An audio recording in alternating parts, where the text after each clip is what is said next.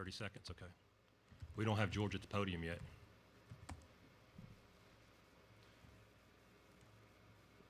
Hey, GR, if you were Jim or on with George, We've got him. okay, 15. Chuck, you do your announcement in 10.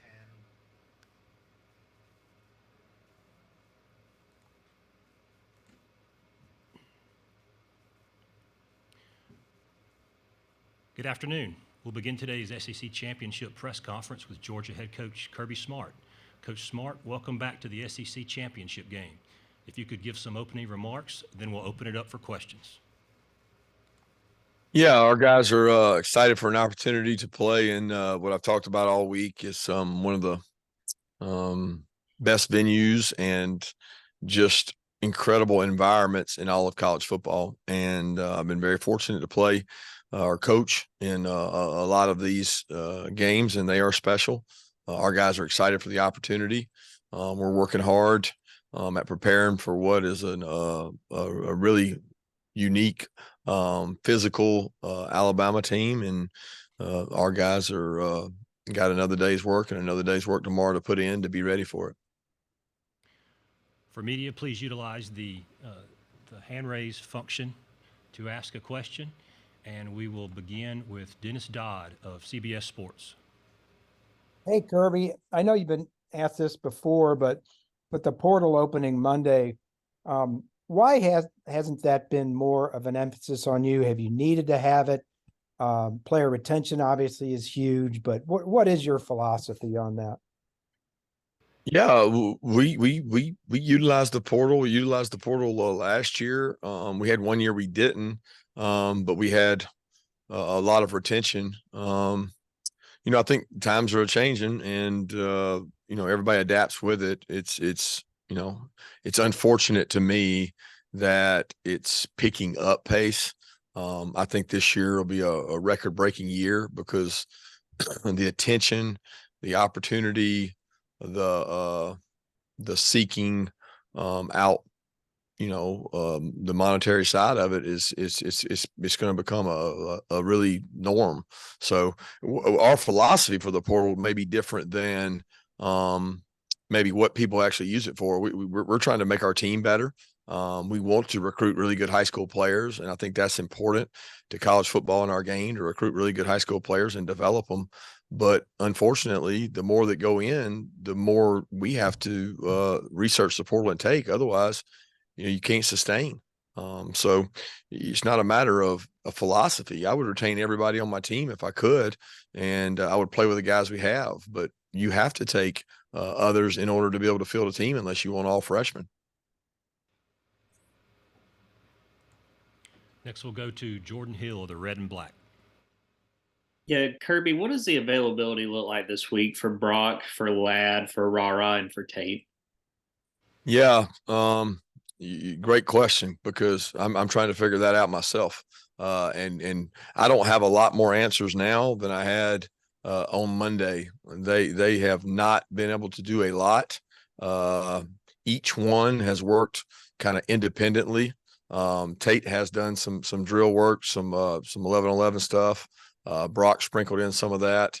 The other guys have been able to run and do some things, but we're going to find out today what their availability is, to be honest. So it's it's tough, because it bothers me that people have said out there that we sat these guys for the last game. That wasn't the case at all. They couldn't go. And I don't know if they're going to be able to go in this game. It's just unfortunate to have those kind of injuries, especially for starters, on offense. Next will be Chip Towers of the AJC. Yeah, Coach, we've talked a lot about Carson Beck this year and kind of his maturation. I just wonder if there's been any kind of moment where you felt like coming out of it that he had made sort of that breakthrough. Clearly at this point, he's an exceptional quarterback for you. I'm thinking like that 98-yard drive against Auburn, on the road. So moments like that, did you have that kind of moment with him? Certainly the Auburn experience, Chip, was big for him in terms of confidence. It was his first true road test, like to be in that environment, have a tough environment to play in, and he did a really nice job in that game. But I can't pinpoint, one moment. I didn't see it like you saw it. It's like you have somebody that's been in your family or been in your house for a long time, and you treat them as family, and he was family for a long time before he started getting these opportunities. And I had seen his ups and downs and his trials and tribulations and the things he had gone through on the field. And he had already proven to me his talent level by the way he prepared last year. So I wasn't seeing things that I thought were like groundbreaking. There were things that I'd seen before, and his maturation has been a game by game process, and he's done a nice job of that.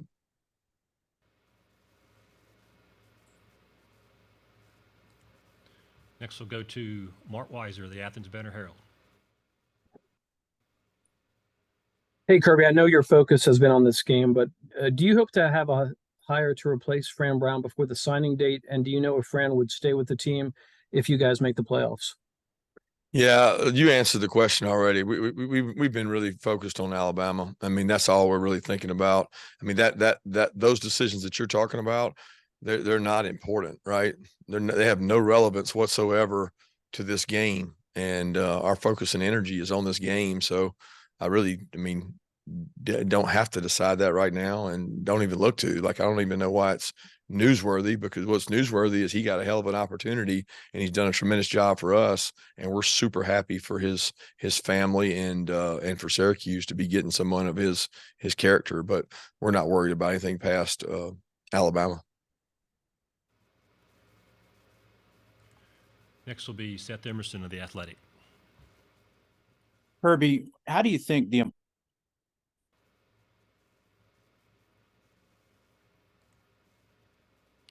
Seth, you muted your line. Go ahead. You got me? I do. Yeah, Kirby, sorry. How do you think the importance of this game is going to be impacted in the 12-team playoff era? And do you have worries that SEC teams might be hurt by playing in this game? I haven't really thought about it that way in terms of how it would be hurt in the 12-team playoff. I'm not sure. The only thing we have to indicate the future is what's happened in the past. So I think before all this came about, Greg Sankey and the staff and the minds that lead our conference looked into that and did a lot of y'all can do it. Go back and look at the last 15 or 20 SEC championship games and ask yourself how many of those losers or those two teams would get in a 12-team playoff. I don't know what that is, but I would venture to say that most would. And I would also say with no conference play, no East and West division play, you're going to have a better chance of obviously getting the two top teams. Therefore, the two top teams would traditionally be in the top 12. I think if you looked over history, there has been some teams on the West that didn't go to this game that would have been in that top 12. So I can't say whether it hurts or helps. I certainly think there's been years that it might have been 4 teams get in out of 12. So I don't know whether the game loses its importance. It'll never lose its importance in a program that I'm coaching at, because you're trying to win a championship. And that becomes the focal point of a conference that's going to be even more powerful. Winning a championship like that, I don't know. People try to demean the value and say that, oh, it's only important that you win the playoff and you win the national championship. There's a lot of merit to winning a SEC conference championship, especially when you add the teams we're going to add. Next will be Lane Higgins of the Wall Street Journal. Hi, Coach Smart. In your career, you've either been a part of or coached against plenty of Alabama teams. And it seems like, for the first time in several years now, Alabama has not had the stability of starting a future first-round NFL draft pick all season long. And, given that context, how would you evaluate Alabama's offense this year and, the kind of offense that you will be playing against on Saturday compared to the one that maybe people saw in the Texas game? I didn't understand the first. You said first they don't have a first round offensive what? Just saying that this is the first time in several years now that there hasn't been a quarterback for the entire season that's, gone on to become an NFL first round draft pick. Nothing against Jalen Milroe, but, if you be given the inconsistency at the starting position in the beginning of the year, that is the piece I was trying to highlight. Yeah, I'm not sure I still fully understand the question. How different is this team from the others? It's very different, if that's what you're asking, mainly. Yeah, just evaluating the offense and the kind of coaching job it's taken to get them to this point. Yeah, I think they've done an incredible job, because what you do is you take your players and you do what your players can do best. And although they don't have the exact same coordinator either. They don't have a lot of the same coaches they had 3 and 4 and 5 years ago, maybe when Mac was there or when Bryce was there. So they've taken their players and they've made their offense fit their players. And they do a really good job of that. I mean, I've had a lot of time to watch what they do and what they ask him to do. He's really good at what he does. It features their offensive line, which is the biggest, most physical offensive line in the country in terms of size and just sheer size and strength. And then the quarterback is able to make plays. They know that. They allow him to make plays with his feet, and some of his best plays are on plays that are off schedule. So it's very different than what they've had in the past, but he's also grown and gotten better as the year goes on. I think they've taken some things out and said, hey, that's not what he does best. We tried to make him do that. And they've made it where what he does best, they do, and they do that really well.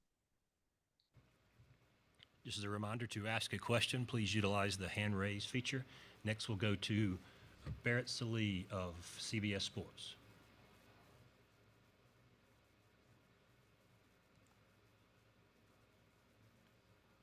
Barrett, if you could unmute your line.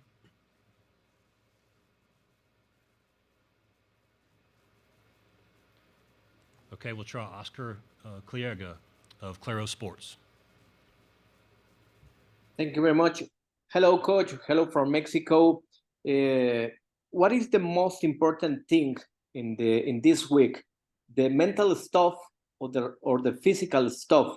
And could you say some words to all the Mexican fans who will be watching this SEC championship game the next Saturday? Thanks so much. Gracias. Thank you, Oscar.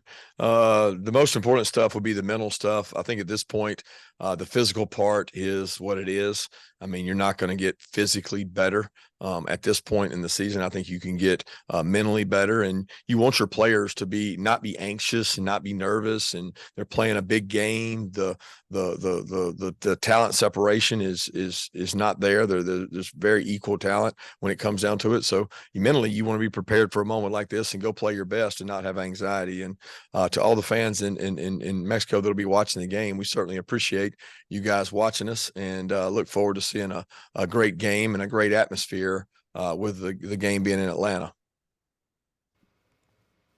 Next, we'll go to Tony Lopez of East Coast Gridiron. Hey, Coach, you've had a ton of star players come from your defense over the last few years. What makes this defense unique and special in your eyes this year? They've overcome so much. The couple of the injuries we've had of guys out, Ty Ingram Dawkins being out, Warren Brinson being out, Pop being out. We've had different guys out at different times. They're very similar to a lot of our other defenses that nobody really cares who gets the credit as long as we do well. We have not had a dominant player, and I didn't think starting the season that we would have a dominant player, but we have a good group who plays well together, have a great coaching staff on the defense side of the ball who puts together a good plan each week and tries to highlight the strengths of the players we do have. And we got experience. So I think when you have experience on defense, it gives you ability to maybe do more than you did previously. And that part has shown up for us in our secondary and our linebackers while the older guys have been in there. We'll go to Mike Griffith of AJC Dog Nation. Kirby, could you share some insight as to how your staff works together in terms of you and Bobo and Muschamp, how far you go back, and some of the other guys that have been with Georgia in different capacities even before coming to your staff? How we work together. I wasn't with some of those guys. I mean, I've never. Explain your question again, Mike. Well, just how you got just the chemistry on your staff. You talked a lot about connectedness. I guess that's what I'm talking about. So we 100% have great staff relationship connection. And when you work long, hard hours, there's times that you're, tired, exhausted, long season, all that. It's not always perfect harmony, but we certainly appreciate each other in the work that each of us do. Our families appreciate it. We have a staff that is as talented as we've ever had, as cohesive as we've ever had. I like that part of it. There is a Georgia flavor to it because of the guys that played here, but that's not what makes us cohesive. I mean, the fact that everybody understands we're working towards a common goal, and it doesn't matter who gets the credit. It's like the players. I mean, we have good relationships. Our guys enjoy being with their family, but they enjoy working too. So I really have been proud of the staff that we've created. And there's a lot of support staff that people never see behind the scenes that make up that family too. Let's go back and try Barrett Sallee of CBS Sports again. Hey, Kirby, sorry about staying muted earlier. Just after watching Alabama for a couple of days offensively, what do you make of their running back core, how they mix them in with Jalen Milroe, and specifically what Jace McClellan brings to the table? Yeah, they have really good backs. I mean, they rotate three guys in and out, and they all complement each other really well. They're powerful. They play behind a really good offensive line. Yards after contact, something that jumps off the screen at me. They don't go down at the first tackle. They catch the ball well out of the backfield. All three of them pick people up really well in pass pro, and we watch that, and they do. The first thing I look at on the back is, all right, what kind of protector is he on third down? Does he know who he has? Can he block them? Does he cut every time? Does he stay up? What is their strengths? What is their weaknesses as pass pro and pass receivers? And they have very complete backs, which you would fully expect at Alabama. Next, we'll go to Heather Dinich of ESPN. Hey, Kirby, I'm wondering if you have any thoughts on why there are so many contenders this year, more than ever, for the college football playoff. That's the first part. And the second part is, because there are so many contenders, how concerned, if at all, are you that you have to win this game for the SEC to be in? I can't explain why there's more. I certainly haven't even thought of why that is. I always look at things as, everything happens for a reason, and you have the years you have, and there's been other years that there was close debates, maybe not as many as there are now. I certainly would think that the people with knowledge out there would say it has something to do with the portal, has something to do with the parity maybe that the portal creates. But I don't know that it's that as much as it creates haves and have-nots. I mean, the biggest difference to me I see out there is quarterback play at the high level. A lot of these teams that are, as you called them, contenders, really good football teams, they have really good quarterbacks for the most part. And I don't know the exact number, but of these teams in the top 7 or 8, I can think of 3 or maybe 4 of them that have quarterbacks that came by way of an experience somewhere else and moved in and had success. And quarterback play to me is one of the number one indicators of how good you are. And the teams that have them have a shot in every game. So they have an opportunity to win games. As far as your other question, I really don't even want to get into it. I want to focus on what we have to do to win this game. Next will be Nick Alvarez of AL.com. Yeah, Kirby, I was just wondering what you've seen from Caleb Downs this season, and if he looks like much of a freshman out there. No, he don't look like a freshman at all. He looks like a guy that's been playing for 3 years. He's instinctive. He's fast. He's fearless. He's everything that he was in high school. I mean, we got to see him. I've seen him play about 100 7-on-7 games at our stadium and at our facility when his high school team came over here all the time. And he's everything that we thought he was. Punt returner. He's just a football player that is instinctive, great tackler. Just what you draw up when you want a defensive back.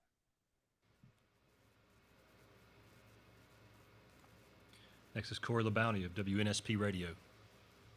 Coach, good evening. How are you? Good.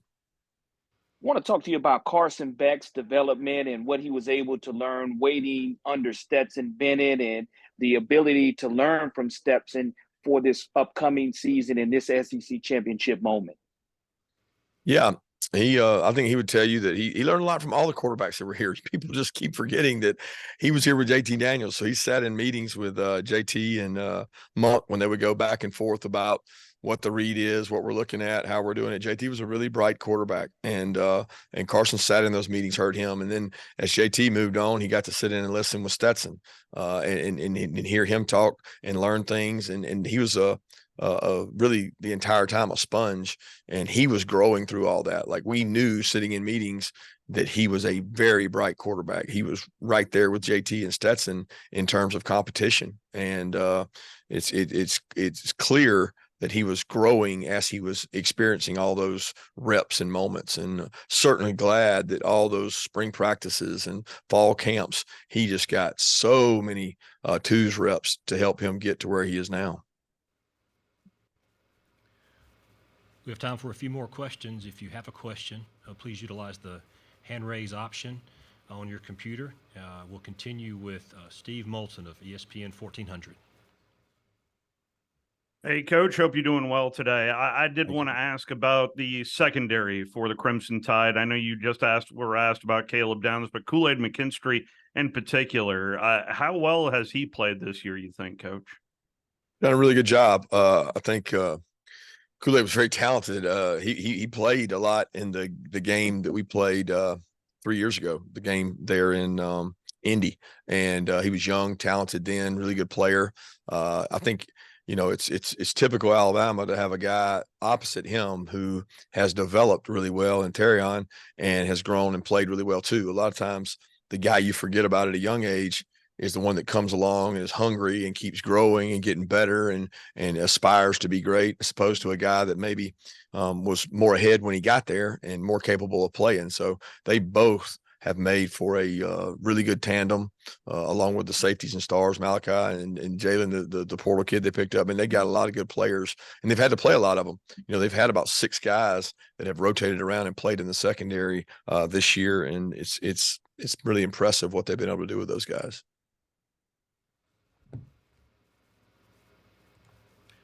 Next will be Joey Lamar of WSAV TV.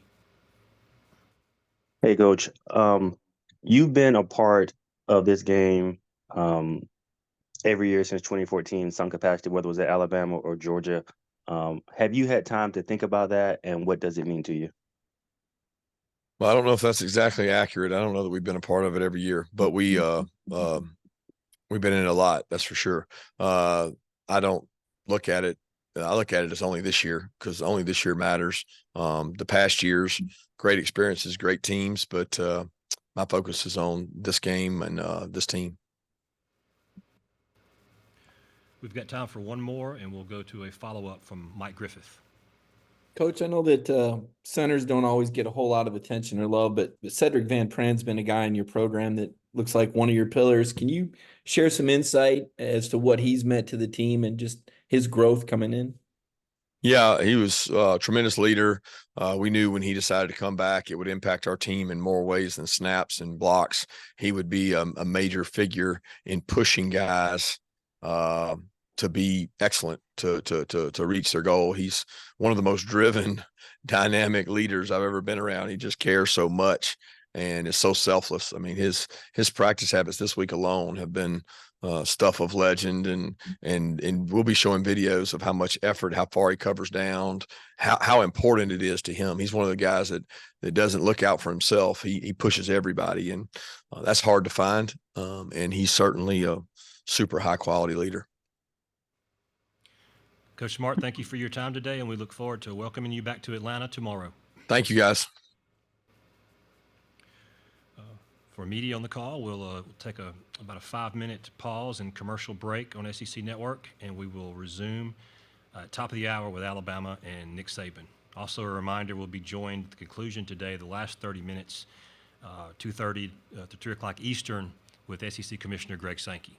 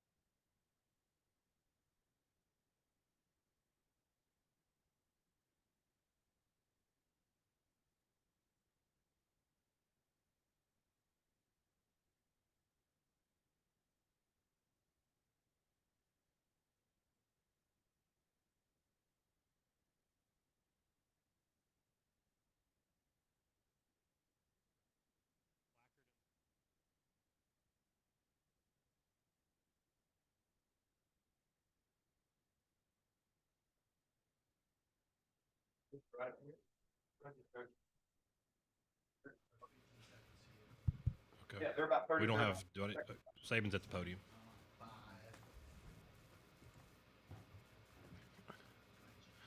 Welcome back. We'll continue today's press conference with Alabama head coach Nick Saban. Coach Saban, we welcome you back to the SEC Championship game. If you could give some opening remarks, and then we'll open it up for questions.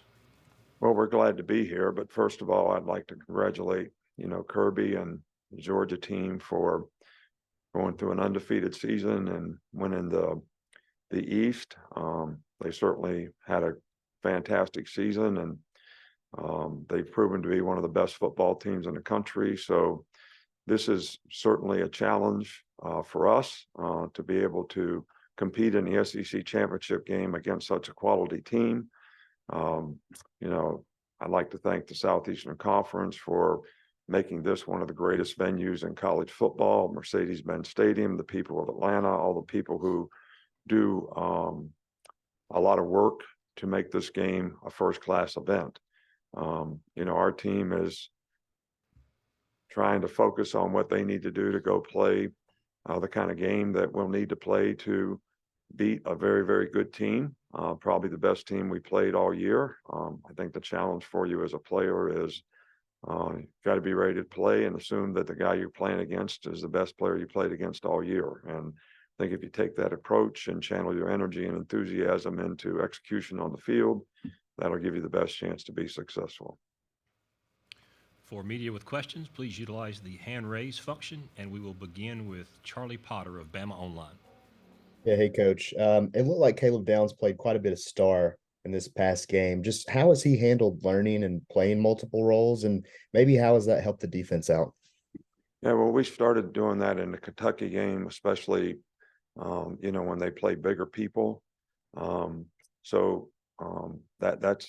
He's handled it very, very well.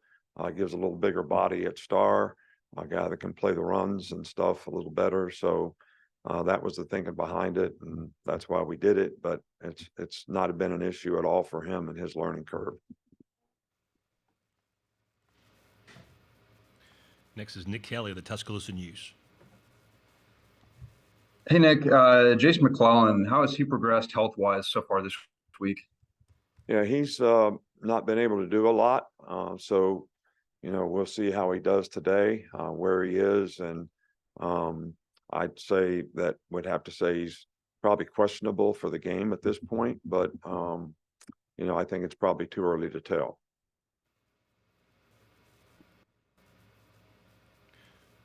Our next question comes from Mike Rodak of 24/7 Sports. What do you want the committee to see about your team as they watch you on Saturday? Look, we're not really worried about the committee. I'm not concerned about any of those things. I mean, we've got a big challenge here in terms of trying to play the best football that we can play and prepare our team to play the best that they can play. I want our team to focus on the game because that's what we can control. We really can't control anything externally, but we can try to control how we play. And I think that's the most important thing for us to be focused on right now. Next up is Tony Lopez of East Coast Gridiron. Hey, Nick. Hey, Jermaine Burton has been playing with a little bit of a chip on his shoulder, it seems.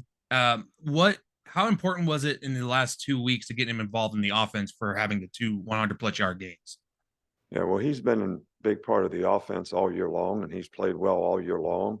I think, you say a guy gets involved, but you're really reading a play based on the coverage. And sometimes one guy gets the opportunity to make a big play, and sometimes it's somebody else. But when he's had his opportunities, he's certainly taken advantage of them.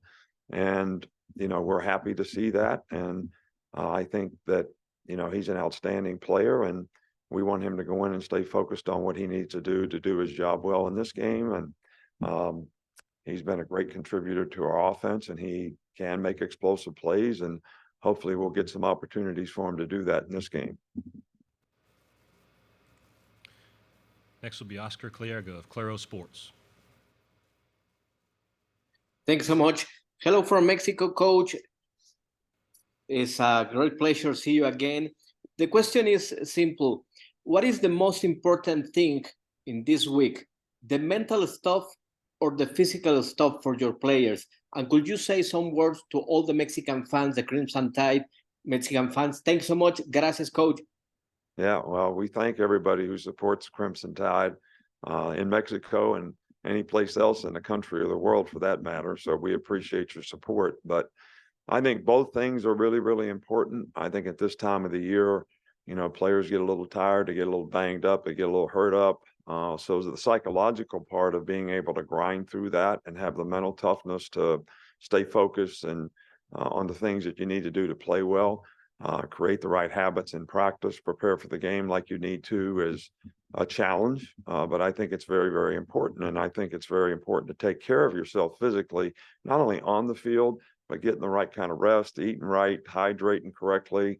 All those things, contribute to how you can sustain performance in a game. Next will be Mike Griffith of AJC Dog Nation.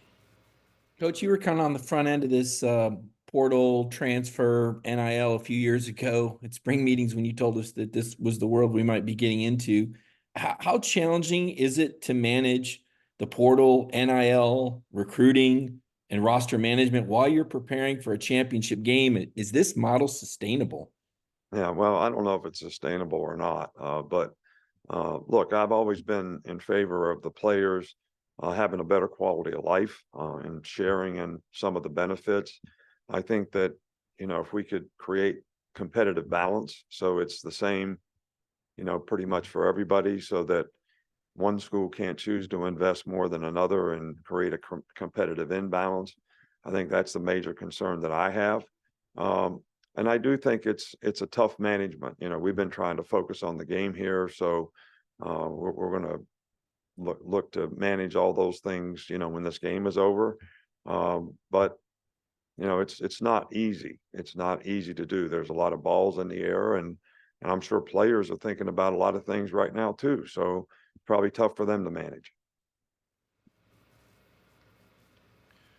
A reminder for questions, please utilize the hand raise function, and we'll continue now with Steve Moulton of ESPN 1400. Hey, Coach, appreciate the time. I wanted to ask what you said right after the Iron Bowl of the dangers of winning a game like that, albeit you didn't play your best. Just if you could further explain what you meant by that and maybe how the week of practice has gone as well, Coach. Yeah, well, I think that, sometimes when you win and don't play like you'd like to have played, players aren't as interested in why do we have to make these corrections? Why is this so important? You have to have a certain maturity about you as a competitor to understand that there's lessons to be learned when you win as well as when you lose.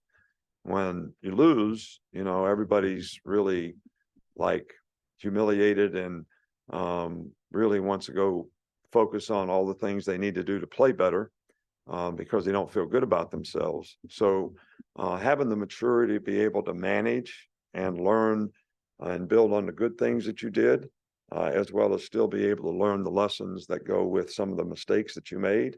I think that's the key to the drill. And I think our players have handled that, pretty well this week. We've got time for additional questions. If you have a question for Coach Saban, please use the hand raise function, and we'll continue with Corey LeBounty of WNSP Radio. Coach, you've been very vocal this season about the support that the fans have given you and the positive energy that they've given your players throughout the contest. What message do you have for your fans that will be attending the championship game on Saturday? I don't think it changes much. I mean, as many fans as we can get there, and as much enthusiasm as they can create to try to help us sustain energy, throughout the game is certainly much appreciated. But it's also, I think, beneficial to, the players being able to stay focused and engaged on what they need to do in the game.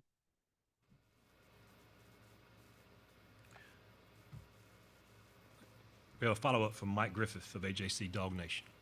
Coach, I know we've all written the story about you and Kirby and the mentorship there. I guess I want to give you a chance. Could you share about some of your mentors that led you down this path to championships and greatness in college football? Yeah, well, I don't know about all the compliments, but I appreciate them. But, I had some great mentors along the way. First of all, I had a great college coach in Don James who actually encouraged me and talked me into becoming a coach, because it's not something I really wanted to do. And he was very well organized, and he really sort of looked at developing players not only on the field but off the field in terms of developing character that would help them be more successful in life, which is something we've always tried to do. Bill Belichick was a great mentor in terms of organization, football, from every part of the organization, how you evaluate players, the kind of players you want on your team, the kind of team you want to have, the kind of system you want to use. So George Perlis was a great mentor at Michigan State. It's the first opportunity I had to be a coordinator, first person to give me responsibility. And, he had been very successful with the Pittsburgh Steelers and, winning 4 Super Bowls there. So those 3 guys probably had the biggest impact on me. But I've had and learned so much from so many people. I hate to leave anybody out because I've never really invented anything in this game. Always just learned from other really good coaches and good teachers. We have a follow-up from Steve Moulton as well. Coach, where do you think your team has improved the most since Texas in particular, Coach? I think the team has improved, dramatically in terms of transformation of confidence, playing together, good leadership. But if you had to say, where did we improve the most? I would say it's probably offensively. The transformation of Jalen Milroe at quarterback to be productive has been huge in terms of elevating the confidence of the entire offensive team. The improvement in the offensive line has helped us be able to have a little better balance in the game. The receivers have all played better. So if there is a specific area, I would say that would be, but I think the team as a whole has also improved because of their confidence, playing with more confidence. If there are any other questions, please use the raise hand function. Steve, go ahead. Coach, I do have kind of one off the wall question. I asked Lane Kiffin the week of the Ole Miss Georgia game about some Kirby stories, and he mentioned about a tug of war there at Alabama in which he beat Kirby in a one-on-one tug of war. I was wondering if you recall that as well, Coach. I do not, but my money would have been on Kirby. If I was going to bet, I don't remember it, but that would be my comment. Next, we'll go to Heather Dinich of ESPN. Coach, I understand that you're not worried about what the committee's doing right now, but I'm sure that you've heard, and I think you talked about this on Pat's show, about the narrative of the possibility that the SEC could get left out, because if you win this game, that loss in Tuscaloosa to Texas did happen, and that's how the rankings have unfolded. I just wanted to ask you your reaction to that and your thoughts on the SEC's place in the playoff. Well, I think I commented on it earlier, but to reiterate it, I think that the SEC is one of the best conferences in the country. I think Georgia is one of the best teams in the country. And I think that they're one of the best 4 teams in the country. I think if we beat them, we'd be one of the best 4 teams in the country. Because, teams do there's a transformation that goes through the season. So how are you playing now? Where is your team now? How good are you now? I think all those things, come into play. But I think it would be a disrespect to the SEC if there is an SEC representation in the Final Four. I do believe that. Next will be Kate Wyndham of Bama Central. Coach, what have you seen from Jahad Campbell this season and the way that he stepped up when others have been injured and just his ability to make big plays, it seems like? Yeah, well, he makes a ton of plays. He's very athletic. He can run. He's fast. He's a good football player. It's a new position for him. So he's made consistent improvement throughout the season, understanding what he needs to do at his position to execute, his role in that particular call. So, but his production and performance has been really, really good for us. And we certainly needed him because we've had a lot of injuries at that position throughout the season. We have an additional question from Corey LeBounty of WNSP Radio.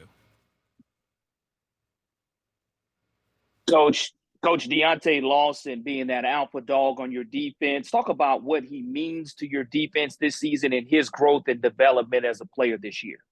Yeah, he's played extremely well for us. He's played well all year long. But I think the one thing that he does is, he is kind of the leader. He is very smart. He's very intelligent. He understands the game plan. He prepares well for the game. He knows exactly what he's supposed to do and what everybody in the front seven is supposed to do. So I think when he's out there, everybody's more comfortable. Everybody's more confident because he's a signal caller and he's very confident in making the right calls and getting everybody playing together in the front seven, which is really important. If there are any final questions for Coach Saban, please use the raise hand function.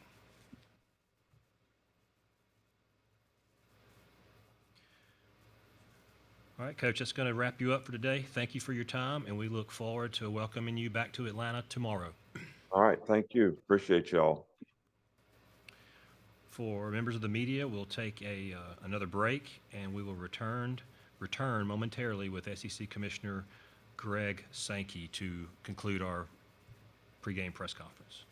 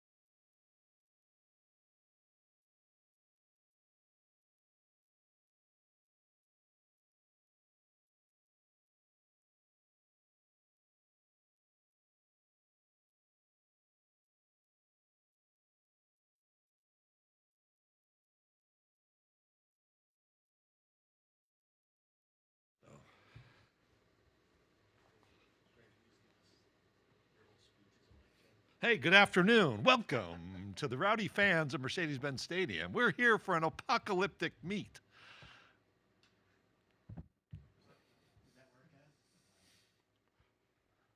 I'm just reading the script.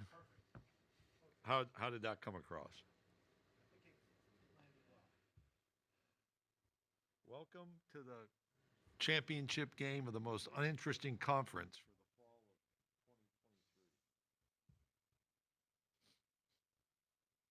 Corey, you're going to keep the mics muted till I give you the thumbs up, right? We make any announcements today? We make the Mercedes-Benz thing announcement?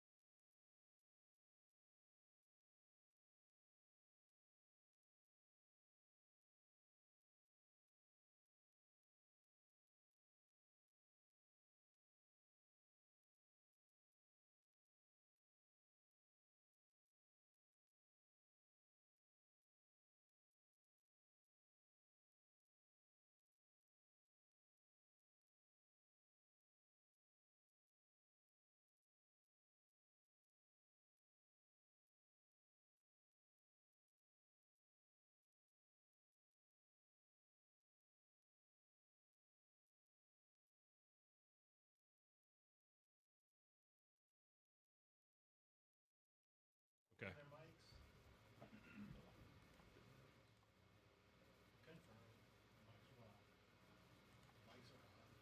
You going to give me a 10?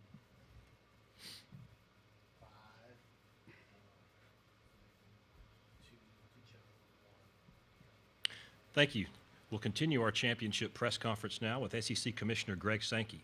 Commissioner will have some opening remarks, and then we'll take a few questions from the media. So with that, Commissioner Sankey, welcome back to Atlanta. Thanks, Chuck. It's good to be in Atlanta. It is the 30th SEC football championship game that will be played in the city of Atlanta. And as I speak to you this afternoon, we are hitting send on a press release announcing the extension of our agreement for the SEC football championship game to be hosted here at Mercedes-Benz Stadium through at least 2031. That's as an agreement we established in 2016. It was poised to conclude in 2026, and through the good work of our staff and our hosts here in Atlanta, we're pleased to announce that extension. There's also an additional opportunity to extend through 2036. As I alluded to, there's a long history starting in 1994 of the Southeastern Conference football championship game being hosted here in Atlanta, first in the Georgia Dome and most recently in Mercedes-Benz Stadium. And we look forward to Saturday's matchup between the University of Alabama and the University of Georgia football team. Some specific thank yous.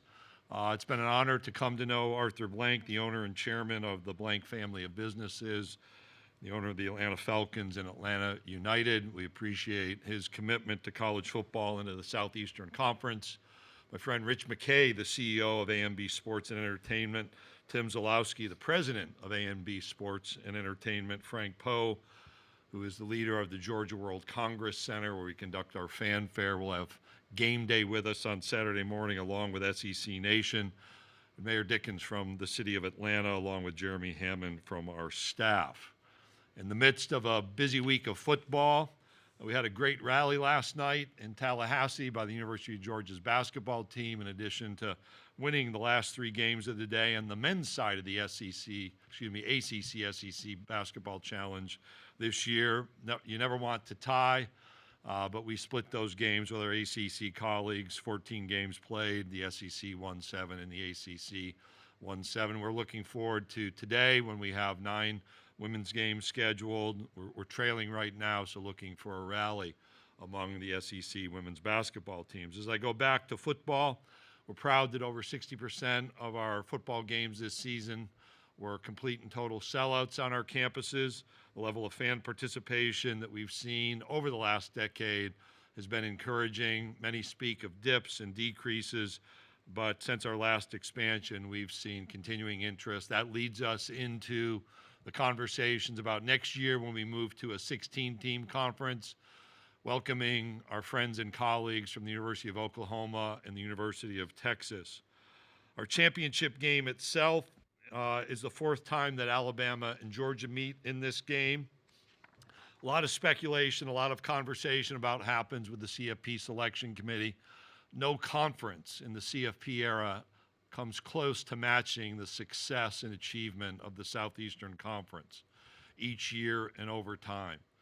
In fact, we have an enormous winning record. We have proven ourselves in this postseason format, and we're confident that we will continue to be, for the 10th straight time, the only conference to be represented in each of the college football playoffs by at least one of our teams.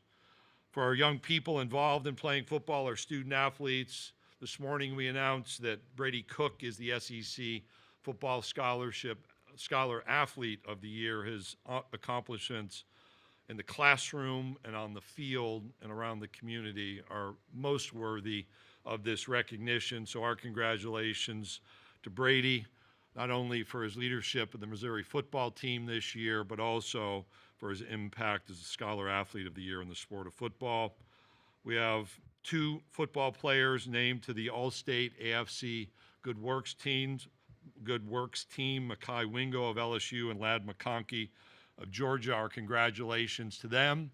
As we move through Saturday's championship game into bowl selection on Sunday, we're always intentional to remind our fans that despite what you may see as speculation on social media and through various reporters, until the SEC announces its bowl lineup, those are not finalized. We move beyond the naming of our bowl teams on Sunday to attend the induction, the National Football Foundation Awards dinner in Las Vegas of 5 new members of the College Football Hall of Fame with SEC ties.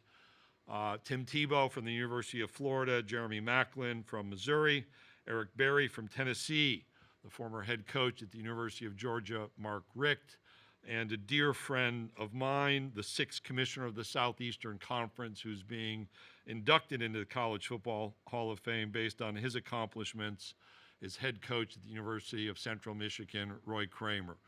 One of my delights in life is to come to know Roy first as a colleague when I was the Southland Conference commissioner and looked up to him in his role in the SEC, and now as a friend throughout the years of his retirement and my time over the last 20 plus years with the SEC. And it is a joy to see, it will be a joy to see Roy honored with this Hall of Fame entry.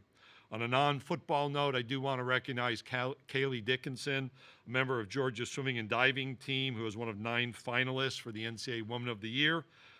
That award will be announced in January at the NCAA convention. There are any number of current issues happening around the SEC and college football. I'll touch on just a few of those. We've had a working group throughout the season in conversation on the issue of helmet or coach-to-player communication, the form of which still remains to be determined. We have looked at wearables and helmet audio capabilities from different vendors.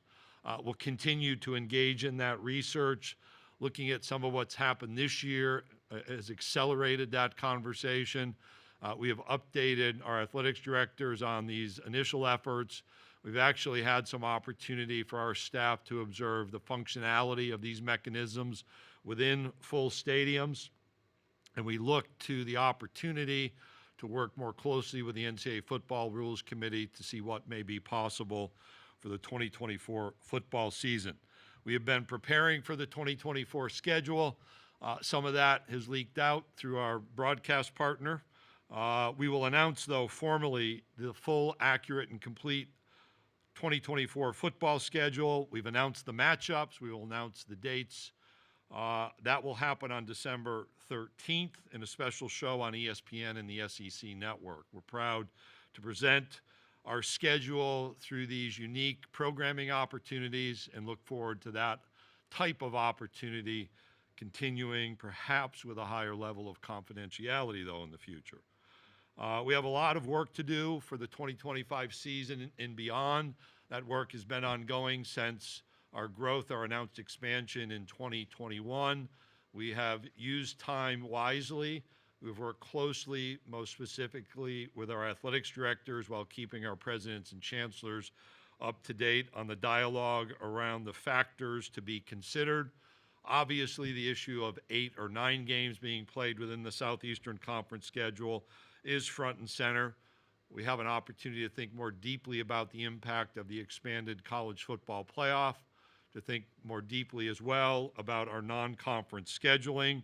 We've been assigned the task, to the extent possible, of creating more fairness and more balance through our conference schedule.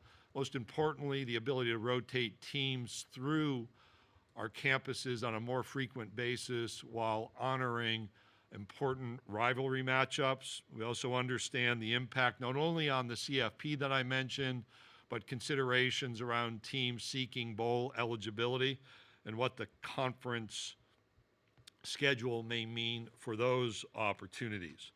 While here, we invite a few dozen student athletes to participate in the SEC Career Tour. This is a tradition that has been ongoing since 2017 as part of our championship experience. We bring 2 student athletes from each of our current 14 members. They have spent time learning about career opportunities at Mercedes-Benz Stadium with a public relations agency here in Atlanta, Jackson Spalding, with Learfield, with Trilith Studios, and with Microsoft. In the past, we've involved the Atlanta Hawks, the Falcons, the Braves, Turner Broadcasting, Chick-fil-A, Home Depot, UPS, and Delta Airlines in presenting our student athletes to corporate opportunities and presenting corporations to our student athletes who will be soon entering the job market. It has been reported that I spent the early part of my week with 3 of my commissioner colleagues, Jim Phillips from the ACC, Brett Yormark from the Big 12, and Tony Petitti from the Big 10 in Washington, D.C., continuing our discussions about the need for uniformity in the standards around college athletics, as we have seen the patchwork of state laws introduced beginning in 2021 and changed in the year since that adoption.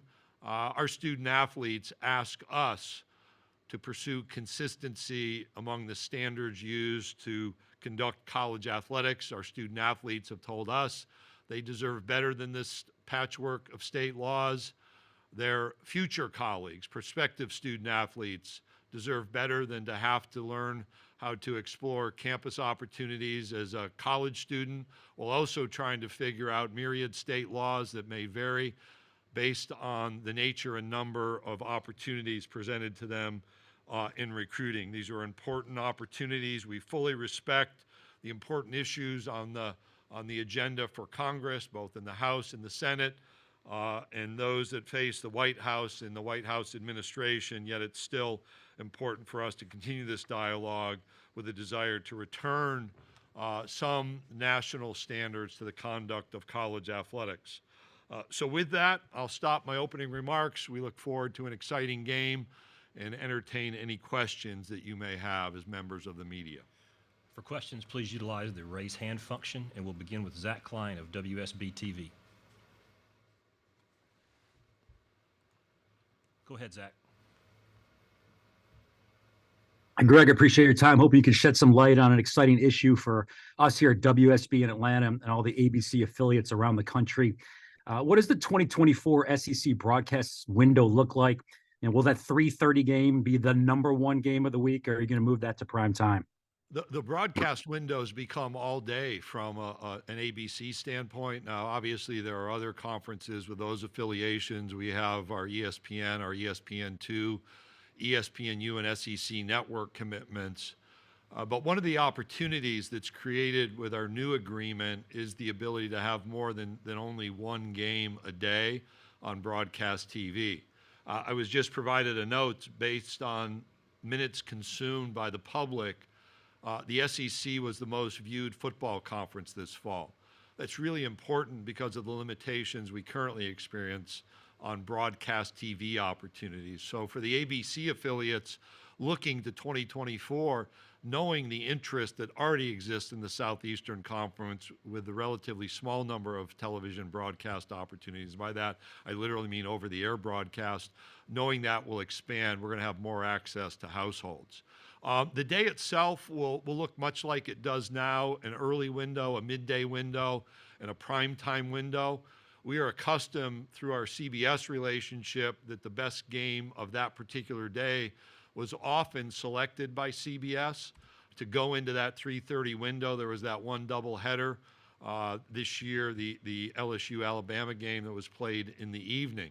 We don't have those same limits. So the best game of the day might be in prime time with great frequency. We will always have a 3:30 p.m. Eastern time SEC game broadcast on ABC, but a little bit more variability and a lot more access. I'll also note that our staff is already working on what that broadcast schedule might look like. That won't be released until midsummer, but remember, elements of that were on a week-to-week basis through the seasons over the last few decades. When we arrive at Media Days, we expect to have right around half of our total season games identified for certain broadcast windows. Working with ESPN, ABC, and on the SEC network, the opportunity to know the noon Eastern time kickoffs throughout the season will allow our campuses and our fans to plan rather than having those 6-day and 12-day experiences around that early kickoff. We'll have some flexibility between the midday and the primetime games and some scheduling, which is a bit of an hour differential rather than just waiting and wondering about the entire broadcast day. So great question, and really excited about the opportunity with Disney, ABC, ESPN, the SEC network, and even the ESPN Plus digital platform in the future. Next will be John Talty of 24/7 Sports. Hey, Greg, I feel like you already kind of hinted at it of your opening statement, but since it's the hot topic right now, do you believe that the SEC should have a team in the playoff regardless of the outcomes on Saturday? And if so, do you think the committee will see it the same way that you do? I do. I think people would expect me to answer that I do. The overall rigor of our schedule, just starting with some simple facts, there are 3 teams currently ranked in the top 10 with 3 or more wins over top 25 teams as the rankings currently exist. 2 of those teams are Georgia and Alabama. Obviously, Georgia's distinguished itself the last 2 years as the national champion, is undefeated to this point. We have a 1-loss Alabama team that has continued to improve, has won some significant games and has won games by significant scores and has won some close games. I think the rigor of this schedule within the SEC has been recognized over time. Not a secret that we didn't have the non-conference success across the board that we've become accustomed to, yet I think the level of football here is still the highest that could be played. I'll also point candidly, John, to the realities when the SEC teams have entered the college football playoff format. Our success is unparalleled. It's envied by everyone else. We've lost in the semifinal once to a non-conference team, twice in the championship game. The only other losses we've experienced are to ourselves in the national championship game. And that's the entirety of our record is a basis for the assurance that we will have a team in the CFP for the 10th consecutive year. Next is Seth Emerson of The Athletic. Hi, Greg. Hi, Seth. And you touched on the SEC championship, and I'm curious its role in the new 12-team playoff era. Is there any worry that it has import import, and for instance, teams that are seeded 7th or 8th may be better off by not playing in it, rather than teams that have to play in it, and teams that play in it and lose it might risk falling out of the field? You think about this history of a conference championship game and the memories of Roy Kramer and what he felt when it was originally introduced. Oh, the SEC will never have another contender for the national championship. I'm certain. In fact, I've seen some of the transcripts and reports from those questions. It didn't quite work out that way. When the college football playoff was expanded and more was added, plenty of speculation. And so I go to the framing of your question. Let's look at the last 2 years. Last year, we would have had a team after the regular season playing in this conference championship game for an opportunity to be in the playoff because of that conference championship opportunity. You could have had that back, I have to remember early in my career, I think our 15 and 16 championship games the same way. This year, you could have 2 teams playing for a bye. Conference champions still matter and are part of the expanded format. So I don't use the word worry. We certainly think about it. We have had conversations about what it may mean. I've referenced the need to continue to think through the schedule in a big picture sort of way. I don't narrow it down to only conference championship games because I think what we have created first has been the envy of others. So now all have a conference championship game following our lead. It provides a rallying point for your season, certainly a level of excitement on Saturday that will be remarkable by comparison. And I think that can continue into the future, knowing how much SEC championships mean to each of our football programs. Next is Dennis Dodd of CBS Sports. My question was asked. Thank you. Nice to hear from you, Dennis. Yeah, you bet. We'll go to Oscar Caliega of Claro Sports. Thank you very much.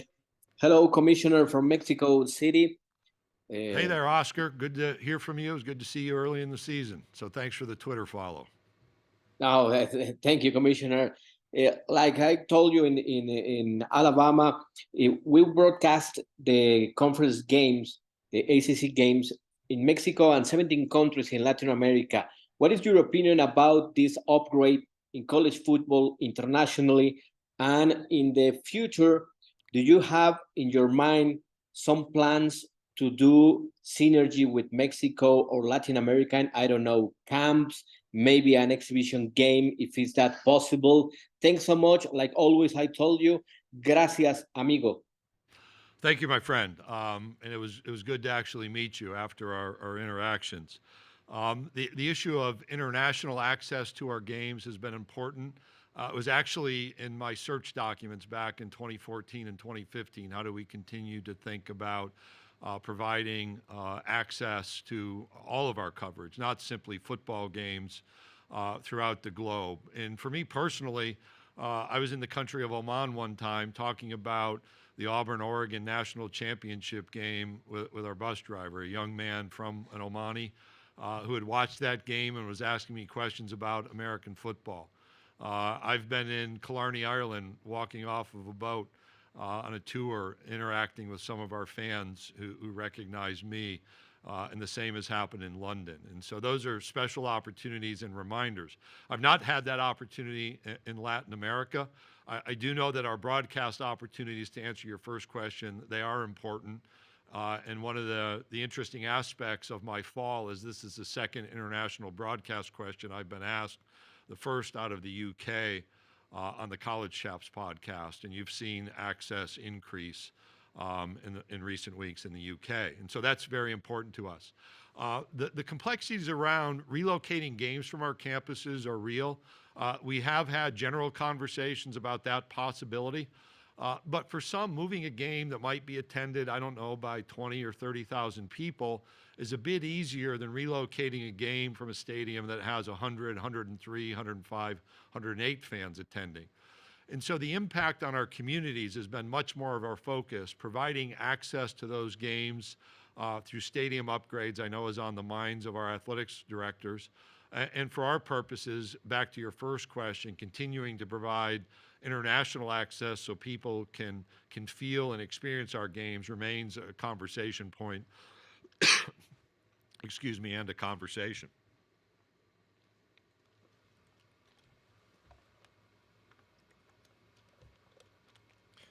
Next, we'll go to Heather Dinich with ESPN. Greg, with such a deep field this year for the CFP, there's been a lot of buzz and excitement about the 12-team playoff coming. And I'm wondering if you can simply explain to fans why it's not happening this year, and could it have happened? Am I able to simply explain that? No. So that's a simple answer. I think those who stopped and resisted for a long period of time and had, difficulty in answering what's the impediment and what do we need to address, and not really having clarity on that. Those individuals are better at answering the question than I. As you know, Heather, I was part of a working group to look at a range of options. You can probably quote better than I. I think we were over 60 different models contemplated. Settled on the 12 because it met a lot of the considerations, priorities, and asks. I'm excited about the future. I think this year, as you say, is a really good indication of what it might mean and the opportunities beyond just four that will be present in the future. But I was one who thought this move was appropriate, and the fact that it didn't happen more timely that's just life. We've got four. We're excited about the four, and we look forward to the 12. Next is Sydney Spence of CBS 42. Hello. So I have a question. I think you kind of hinted on this slightly, but just regarding the future of the SEC championship game in Atlanta, we just wanted to know, with the addition of Oklahoma and Texas joining the league, are there any plans to move the championship game to another location? There are not. The great thing about both Oklahoma and Texas and their leadership is they very much want to be a part of the Southeastern Conference. The history now, about to be 30-year history of our championship game, 28 of them here in Atlanta, is one of which they're fully aware. I think if they both or each or individually have the opportunity to participate in our championship game, there'll be great excitement here from our new Westward members and from any of our Western members that might have access. So we're looking forward to the future here in Atlanta.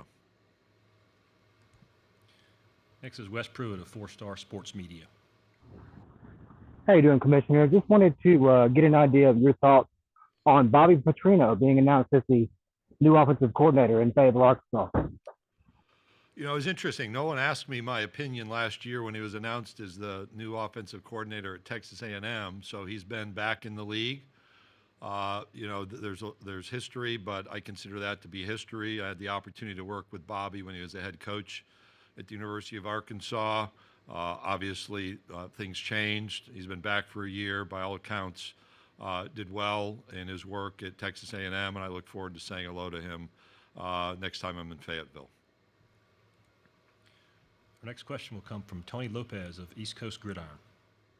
Hey, Greg. Hey, I'm wondering, depending on the success of Texas with the Big 12 championship and possibly making it into the playoff, how does their success help the SEC going into next year? I had the opportunity in October to be a part of the OU Texas or Texas OU game. I try to walk the line finally on those rivalry games. I was blown away by that experience. The level of excitement around the game itself, but the interaction that existed between myself and just fans in attendance. I had to walk through the old Cotton Bowl Stadium, narrow stairways to catch up. Went to find Jay Hartzell from Texas. I had seen Joe Harris, the president at Oklahoma. Just walked through the fans, took pictures, heard the SEC chant from both groups. I think that's an indication of a base level excitement about our new relationship. The game that day between, at that point, two undefeated teams magnifies the natural excitement. And I experienced some of that last year in Austin when Alabama played at Texas, and this year when Texas played at Alabama. Experienced that day in College Station when Oklahoma scored, the eruption from the Texas A&M fans. I think that's what makes our conference special. Both of them will fit into these rivalries. They'll be in new places with new experiences. We'll send our teams to Austin and Norman, many of them for the first time. It is going to be an incredible season in 24 and an incredible future for the Southeastern Conference as a 16-member league. Next is Corey LeBounty of WNSP Radio. Good afternoon, Commissioner. It was great to see you in that electric environment on Saturday in the Iron Bowl, and just wanted to get your thoughts on what the slogan, "It just means more," means to you. You know, it began in a creative experience with TRG, our ad firm, as we were trying to create just some spots and a tagline that fit the Southeastern Conference. And we'd never hit it right. And I walked in and I said, you know, what we have doesn't work. And I was asked, well, what do you think sets the Southeastern Conference apart? And I said, you know, what we do just means more. And they asked me to explain that. And I actually started with our universities and their leadership role in our states over time, remembering the Southeastern Conference was created in the midst of the Great Depression. The economic, the educational impact, the social, the cultural impact, sure, the sports impact, the rallying point that our universities represent. In our region, it just struck me as having so much more depth and meaning, where there might not have been Major League Baseball teams historically or NFL teams. It was a college athletics program, a college football team, college basketball team, history you hear about college baseball and how our baseball's improved. The people could touch, they could feel, they could be a part of. And when you're in those moments, the pregame at Jordan-Hare last Saturday, it's my probably fifth time to be at that game in Auburn, is unlike any other. You know, the hairs on the back of your neck stand up. When I talked about walking into Kyle Field at the end of that game between OU and Texas, they announced the score, the roar, and you find the passion around Texas A&M in that rivalry. The first time I walked into an Alabama-Texas A&M game in the brand new Kyle Field as the SEC Commissioner, and just felt the passion that day. Being in Fayetteville, Arkansas when they played Texas in 2021, by happenstance, just weeks after announcing our expansion to 16. That's a special moment, defines it. And I could go on, to be in the Swamp, to be in Jacksonville, the Ole Miss Georgia game at night, sandstorm. I'm proud of what Vandy's doing around their facilities. The sellout string at Kentucky. I was there when Missouri first captured the East Division, and that crowd was palpable. I was there, it was 13. It's where I saw Kick 6 happen. A night game in Baton Rouge. The Egg Bowl that I was at Thursday night. You could just go on, and you transfer that to basketball. I think just speaking those names and those places and those stadiums and those experiences illustrates that tagline in a meaningful way. And I'll finish the answer with the interactions with people who've been part of that experience, some of whom are on this Hall of Fame list, others who are in the College Football Hall of Fame, texting Archie Manning earlier today to have Eli and Peyton here to relive memories. That's a description of what means more to people. I think that's a great question in the press conference on. Commissioner, thank you. Thank you. Members of the media, we will send out transcripts and full video momentarily. We thank you for being with us today, and for those joining us in Atlanta, safe travels. Thank you.